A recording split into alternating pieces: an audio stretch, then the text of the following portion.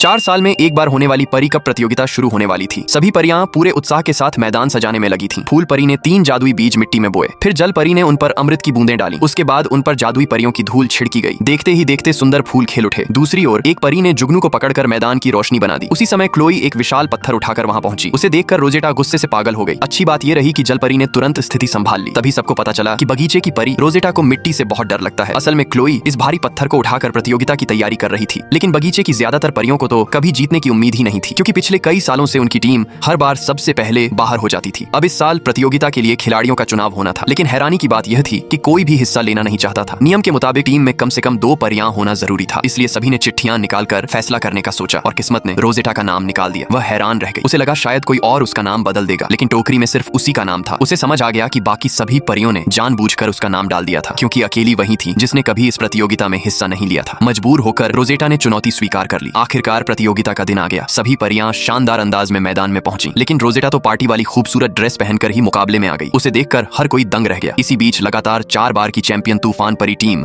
मैदान में उतरी। उनके चेहरे पर पूरा आत्मविश्वास था। उन्हें यकीन था कि इस बार भी ट्रॉफी वही जीतेंगी। इसके बाद रानी ने मंच पर आकर प्रतियोगिता का उद्घाटन किया और खेलों की शुरुआत हो गई। पहला मुकाबला था मेंढक दौड़। सभी परियां मेंढकों की पीठ पर बैठ गईं। सीटी बजते ही दौड़ शुरू हो गई। हर टीम पूरी ताकत से आगे बढ़ने लगी, लेकिन बगीचे की टीम वहीं खड़ी रह गई, क्योंकि रोजेटा को मेंढक के शरीर की चिपचिपाहट से घिन आती थी। आखिर उसने हिम्मत जुटाई और किसी तरह मेंढक पर बैठ गई। इस मुकाबले में सबसे पीछे रहने वाली टीम बाहर होनी थी। बाकी सभी टीमें आसानी से फिनिश लाइन पार कर गईं, लेकिन कला परी टीम दुर्घटना का शिकार होकर मुकाबले से बाहर हो गई। जानवर परी टीम पहले स्थान पर रही और किसी तरह रोजेटा भी फिनिश लाइन तक पहुंच गई। क्योंकि कला परी टीम हट चुकी थी, इसीलिए बगीचे की टीम किस्मत से अगले दौर में पहुंच गई। इतिहास में पहली बार ऐसा हुआ था कि बगीचे की परियां दूसरे राउंड तक पहुंची थी। बाकी सभी टीमों ने उन्हें बधाई दी, लेकिन रोजेटा के चेहरे पर खुशी नहीं थी। दूसरा मुकाबला पानी पर संतुलन बनाकर आगे बढ़ने का था। कम से कम इसमें मिट्टी तो नहीं थी। दोनों ने शानदार तालमेल दिखाया और आसानी से अगले दौर में पहुंच गए। तीसरा मुकाबला था पेड़ों की शाखाओं के बीच गेंद पहुंचाने का। जब टक्कर होने वाली थी, रोजेटा ने क्लोई को रोककर एक शानदार योजना बनाई और दोनों फिर से जीत गईं। चौथा मुकाबला था विशाल फलों को धक्का देकर गोल करना। ये बिल्कुल हॉकी जैसा खेल था। दोनों ने शानदार तालमेल दिखाया और लगातार जीतती चली गईं। अब 5वां मुकाबला था उड़ने वाले कप को जादुई धूल की मदद से मंजिल तक पहुंचाना। कुछ टीमों ने गलती से